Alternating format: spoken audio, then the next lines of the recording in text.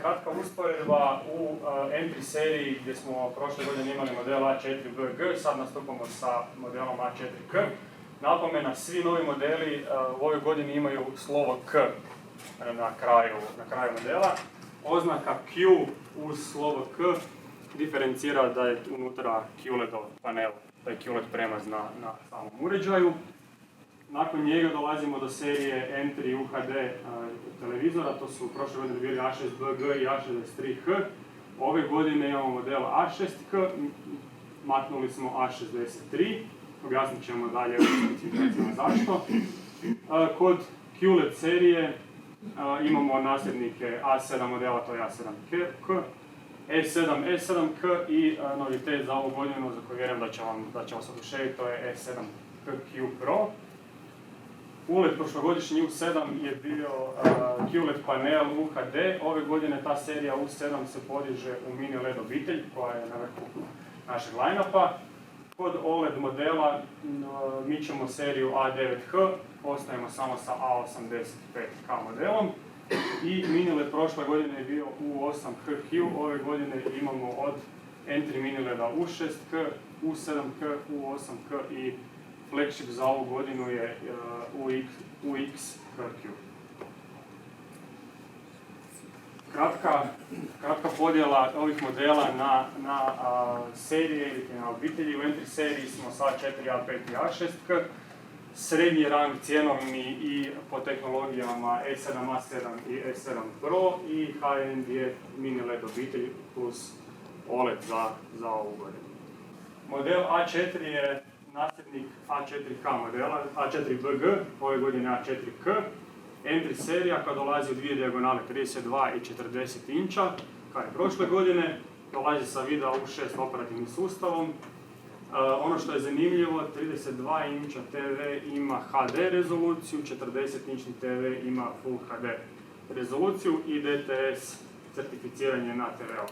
Ne znam koliko je vidljivo, ono što bih ja htio naglasiti je dizajn ovogodišnjeg modela.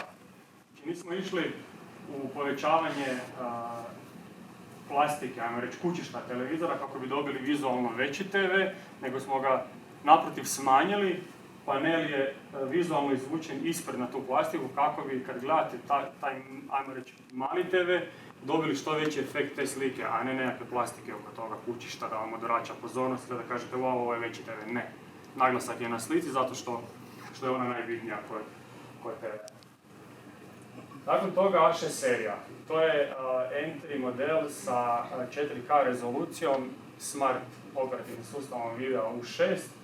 Ono što je za istaknuti dolazi u dijagonalama od 43 inča do 85 inča.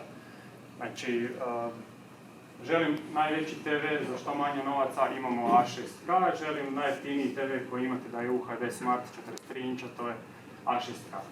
Zašto smo maknuli, da se vratim na onaj slajd od prošle godine, A63H seriju? Ona je imala drugačiji stand, drugu vrstu centralnih stand i imala je Dolby Vision. Mi smo maknuli iz line-upa ove godine taj model i Dolby Vision spustili u najniži cjenovni razred mogući, to je na A6 model. Zašto Dolby Vision? Kogod gleda Netflix, u onom trenutku kad pustite content koji ima Dolby Vision, pojavljuje se gore ikonica u desnom kutu TV-a Dolby Vision i TV sluša naredbu Netflixa, želim da se setapira slika po tim i tim parametrima jer sam ja tako zamislio da to treba izgledati u proizvodnji tog kontenta. Ono što je još zanimljivo, na dijagonalama 70, 75 i 85 dolazi tehnologija Smooth Motion kako bi kompenzirala veliki panel, da nema onog trganja slike i ghost efekta kao da vidite još 3-4 objekta koji se kreću preko ekrana. Nakon serije A6K dolazi jedan novitet na našem tržištu i u HiSys obitelji.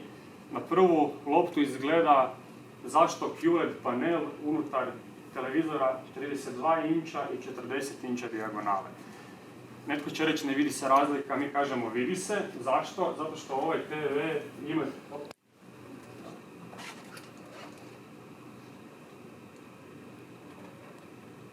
Zato što ovaj TV ima dvije posebnosti. Jedna je Type-C ulaz, a druga je Dual Position Stand. TV se nalazi tu pa možete poslije iskoristiti priliku i pogledati. Ako se nogice rotiraju prema naprijed, duže strana, TV stoji klasično kao svaka 32, uspravno okom ide na policu. Ako se zaokrenu za 180 nogare, dobije se tilt prema nazad od 9-10 stupnjeva. Zašto? Zato što taj QLED panel, taj FC input kaže ok, koristi me ko monitor. Ako nemaš doma monitor, imaš apartman pa želiš iznajmiti taj apartman i kažeš mi u svom apartmanu imamo i TV sa kabelskom televizijom, ali možete koristiti naš TV ko monitor. A QLED panel je bitan da nakon što 2 sata radite na monitoru, ako radite na klasičnom TV-u, glava će biti ko balon. To je koma za gledati, jer količina plavog svjetla koja se vraća to jest dolazi u vaše oko je velika. Tako da, ako neko treba multifunkcijski uređaj koji ne košta previše novaca, mislim da će ovo biti dosta dobar izbor. Na prvu loptu niste bili zadovoljni kad smo ga predstavili, sve više i više upita je za taj uređaj kako vrijeme prolazi, tako da nadam se da ćete ga uvrstiti u svoje pogled. Ove godine Enter serija QLED televizora od 43 do 75 inča, koja dolazi sa Dolby Vision i Dolby Atmos tehnologijom, dolazi u modelu S7. Ono što je za taj TV specifično od 43 do 55 inča peak brightness ili vršna svjetlost koju taj panel donosi je oko 270 nita, od 65 do 75 inča to ide na 300 nita. Tako da, smooth motion tehnologija kroz sve dijagonale, ima 4K upscaler, znači da content koji nije u 4K podigne, ajmo tako reći, na rezoluciju od 4K. I, to sam zaboravio spomenuti na početku, a vrlo je bitno, ovaj ovdje dio, znači naši svi televizori imaju direktno osvjetljenje, nema rubnog osvjetljenja, svi imaju direktno. Zašto? Zato što kad je traka koja osvjetljuje panel pozicionirana po rubu, dolazi do proboja osvjetljenja kroz cijeli panel. I onda više to nije ni približno crna ili tamno siva boja, nego vidite trake boje od jedne ledice do druge po cijelom panelu. To dosta loše izgleda, zato mi sve svoje proizvode radimo sa direktnim osvjetljenjem da bi kompenzirali to probijanje plavog svjetla kroz panel. Više manje oko modela S7, to su posebnosti, naravno i Quantum Dot zaslon koji donosi veći spektar boja koje prikazujemo na uređaju i Video U6 operativni sustav. Ove godine imamo Mix U6 i U7 operativnog sustava kroz naš line. Step Up serija QLED koja donosi sve isto kao na S7, dok je panel u ovom modelu većeg vršnog osvjetljenja, on ide do 350 nita. Ima centralni stand ukoliko postoje nekakva ograničenja unutar samog objekta da ne stane na policu. To možda nije toliko izraženo na modelima od 43-50 inča, ali 75 inča TV je dosta teško smjestiti nekad na namještaj ako ima razmaknute nogice. To je model za takve potrebe. HDR10 decoding, Dolby Vision, Dolby Atmos, tako da sav content prikaže u najboljem mogućem svijetu na našem uređaju. Sad dolazimo do onoga što je za ovu godinu nešto na što smo mi jako ponosni, a to je da Hisense donosi na tržište model televizora S7 Pro koji je namijenjen gaming zajednici na ovom tržištu. Zašto? Zato što u ovom uređaju koji dolazi u dijagonalama od 55 do 85 inča, mi donosimo sljedeće. Uz QLED panel imamo Dolby Vision IQ, 144 Hz Game Mode Pro panel, to je prvi put da imamo 144 Hz panel. Možda da prođemo odmah na početku, Dolby Vision IQ, zašto? Zato što taj TV ima adaptivni light senzor za osvjetljenje, kako bi analizirao svjetlo u prostoriji. Ako je pretamno ili presvjetlo, smanjit će postavke zaslona kako bi tu sliku prikazao u što boljim specifikacijama prema gledatelju. Postoje nekoliko razina tog Dolby Visiona. Dolby Vision IQ je najveća razina, tako da on dolazi već u prihvatljivom cjenovnom rangu na modelu S7 Pro. 144 Hz panel, jako bitan za gaming zajednicu. AMD FreeSync Premium certificiranje da se može prikazati content, spojite stolno računalo koje ima Nvidia grafičku karticu ili AMD grafičku karticu, zahtijeva 144 Hz panel, putem kvalitetnog HDMI-a, ne jeftinog HDMI-a se spajate na televizor i ono što ste imali na gaming monitoru 144 Hz, to imate na uređaju koji je TV u domu. Game Mode Pro, da malo nešto kažem o njemu, to je opcija u kojoj na jedan gumb na daljinskom na TV-u se prikazuje game bar u kojem vi možete kroz shortcute setupirati sliku da vam odgovara onoj igrici koju želite igrati. Da li se radi o refresh rateu, da li o input lagu, sve ono što je potrebno za gameanje u visokim performansama. Filmmaker mode, da se možda dotaknem sad već kad se tu pojavljaju te opcije. Neki redatelji zamisle da to treba biti tamnija scena, neki da to bude svjetlija, a svatko ima svoje viđenje nekog kontenta, nekog sadržaja kakav bi on trebao biti. Putem te certifikacije Filmmaker mode, mi kažemo da onako kako je to zamišljeno od strane redatelja, mi ćemo na svom uređaju to tako i prikazati, tako da dobijete ono što je netko zamislio. Visa Ready, to sam spomenuo na početku, spajanje ostalih uređaja putem Wi-Fi-a za projiciranje zvuka sa uređaja sa televizora na te uređaje audio i u obrnutom smjeru. I model dolazi sa novim operacijskim sustavom Vida U7. Kratko samo o benefitima 144 panela. Još jedanput, VRR kratica Variable Refresh Rate. Ako konzola zahtijeva 60 Hz, gameanje TV će prikazati 60, sljedeći dio igrice zahtijeva 80 zato što se radi o nekakvoj vožnji automobilom i potjeri, prikazat će 80, 100, 120, 144 Hz. TV sluša naredbu konzole ili nekakvog računala preko kojeg se igraju igrice. I ako je neko iz gaming svijeta na starijim TV ili 60 Hz panelu se događa trganje slike, znači dođe brzi kadar i imate kao da je neko slomio u jednom pikselu sliku, pomaknuo je u lijevo i to više ne izgleda onako kako bi to trebalo biti. Stvara problem. Dodatno, input lag, to je vrijeme koje je potrebno panelu da prikaže naredbu koju ste vi zadali putem kontrolera. Kad skrenete lijevo na kontroleru, koliko vremena treba dok taj auto skrene u lijevo. ALLM, Auto Low Latency Mode, je nešto se detektira bez potrebe mijenjanja postavki na TV-u, kad se spoji konzola, kad se promijeni HDMI ulaz i svo vaše gameanje će biti u najboljem mogućem svjetlu.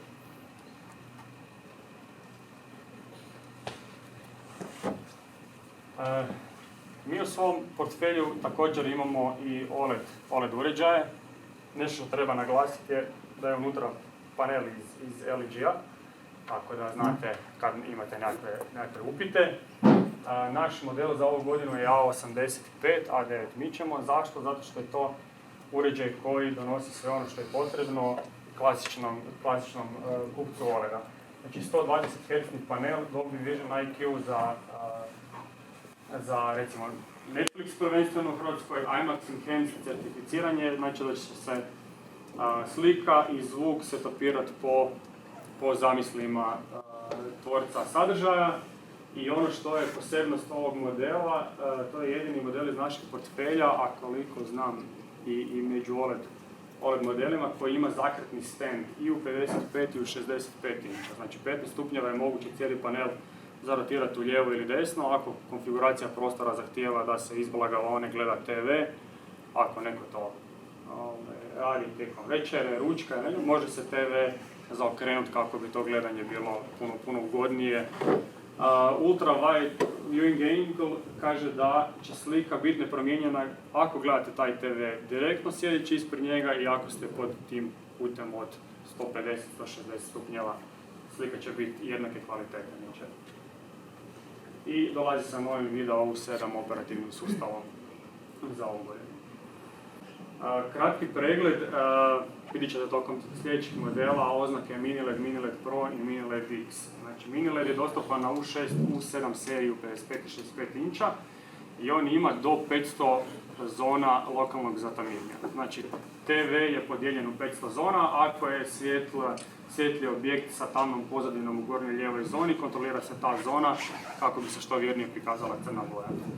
Mini-LED Pro dostupan na serijama U8 i U7 na 75 i 85 inča, dolazi u rasponu od 500 do 1300 dimming zona i perjanica ove godine, to je UX model, on dolazi sa više od 1300 zona, a najveći model 85 inča dolazi sa čak 5000 zona lokalnog zatamljenja. Znači, to je već u rangu ove. Ove godine, da se vratim na ono što sam pričao da mi razvijamo Mini-LED kategoriju prema dole, a ne prema gore, po cijeni je model U6. To je naša entry serija Mini-LED televizora koja donosi 600 nita vršnog osvjetljenja, Mini-LED tehnologiju, High-View Engine, to je procesor koji Hisense razvija unutar svoje kuće za svoje premium televizore, QLED tehnologija, Dolby Vision i Dolby Atmos. Zašto Dolby Atmos? Ovaj TV je zamišljen kao uređaj koji se gleda veći broj sati i većinom se gleda nekakav IPTV, Netflix content, nešto što je pay-per-view. Vida U6 operativni sustav, Game Mode Plus za spajanje konzola na taj uređaj i HDR10 certifikacija koja je pandan Dolby Vision. 55 inča 120 zona, dok 65 inča ima 192 zone lokalnog zatamljenja za prikaz, što je jedni prikaz crne boje. Ove godine model U7 koji je prošle godine bio QLED 4K uređaj sa klasičnim direktnim osvjetljenjem, dolazi u obitelj Mini-LED uređaja. Ako se sjećate, prošle godine to je bio FIFA model koji smo jako promovirali i imali jako veliki naglasak na njega. Prošlogodišnji panel je bio sa otprilike 700 nita, dok ove godine donosimo 1000 nita svjetline. Dolby Vision IQ za filmofile, Dolby Atmos audiofili, HDR10, Filmmaker Mode, IMAX i VISA Ready certificiranje. Ovo je po meni i novi operativni sustav U7, ovo je po meni best value for money za ovu godinu. Tko ne želi potrošiti bogatstvo, a želi uređaj koji ima sve ono što je potrebno jednoj obitelji, gaming, filmovi, klasični HRT, doma, Nova TV, bilo koje TV kuće. To je uređaj koji će pokriti sve potrebe i dolazi sa daljinskim upravljačem koji je premium osjećaja, metalni plus plastična izrada. Ono što je jako bitno za naglasiti je 144 Hz panel u seriji U7, što prošle godine nije bio slučaj, je panel od 120 Hz. Također High-View Engine, procesor za obradu slike. Prošle godine model U8 HQ je osvojio nagradu za najbolji premium LCD televizor za 2022. godinu od strane ACE udruženja. Ove godine taj uređaj donosi još neka poboljšanja, pa su u vidu Mini-LED Pro zaslona koji ima više od 1000 zona lokalnog zatamljenja. Ima Dolby Vision IQ tehnologiju, 1500 nita vršne svjetline. Ima zaslon anti-reflection, znači ono čemu sam pričao, još jedan sloj folije na ekranu kako bi se smanjio odsjaj. Molim vas, ako se sjetite, kad budete na coffee breaku, TV sam postavio kraj staklene stijene, jako je velik utjecaj svjetla s boka na taj panel, pa pogledajte da li ima tog odsjaja, da li vidite osobe s kontra strane, pa usporedite, ako znate sa terena, kako to izgleda na OLED-u ili na nekim drugim uređajima. To je dosta dobro vidljivo na tom modelu. Ono što je još zanimljivo, taj TV dolazi sa 70 W snage zvuka. Zašto? Zato što TV TV ima pozicionirano gornje zvučnike, ima soundbar s prednje strane i sa stražnje strane, tu na sredini postoje dva subwoofera, tako da ako uzmete ovaj uređaj nije potrebno ga upariti sa nekom vrstom soundbara da bi dobili što bolji zvuk. Nadamo se i ove godine po kojoj nagradi, a pogotovo iz ovog modela da nastavi tu liniju 8 kao flagship modela. Sad, nešto što je za ovu godinu novitet, nema prethodnika u prošloj godini. Uređaj koji je razvijen, kako se kaže, od nule, svaka komponenta u ovom uređaju modelu UX je razvijena baš na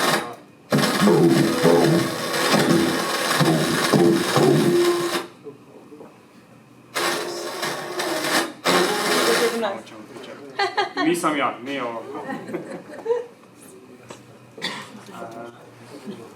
Model UX još uvijek nije dostupan na hrvatskom tržištu, bit će krajem kolovoza, doći će u dimenzijama 65 i 85 inča.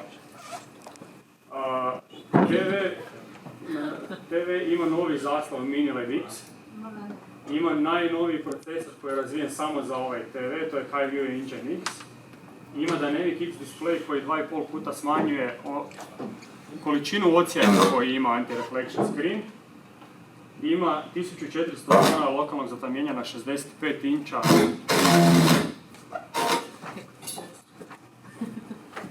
Priznajte od partnera ko ovo radi, molim.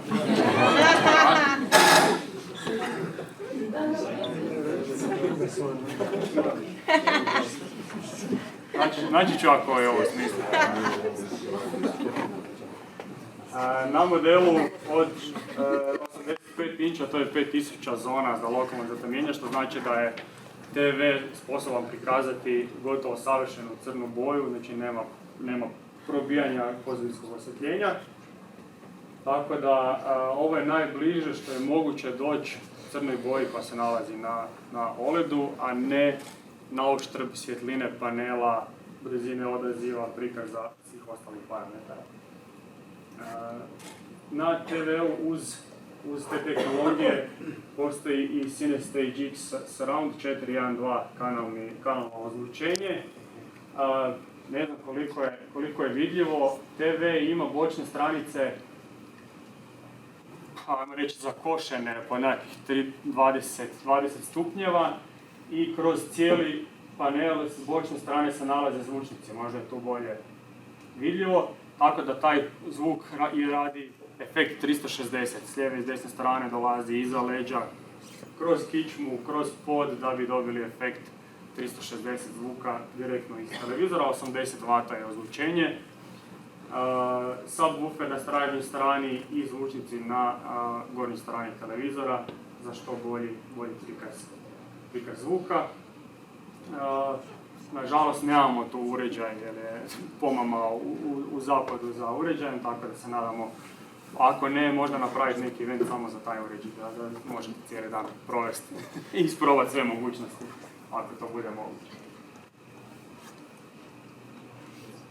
Znači, Mini LED X panel je potpuno novi panel za ovaj uređaj koji donosi 20.000 mini LED dioda na panelu, 5.000 zona i 2.500 nita vršnog osvjetljenja. Novi procesor je vrlo bitno za naglasiti. Hisense je prvi brand koji je proizveo 16-bitni procesor za obradu boje na uređaju, tako da po tome smo pioniri. I Dynamic X display donosi 5 puta manje odsjaja, donosi QLED tehnologiju, HDR10 i Dolby Vision IQ tehnologiju unutar samog panela i uređaja.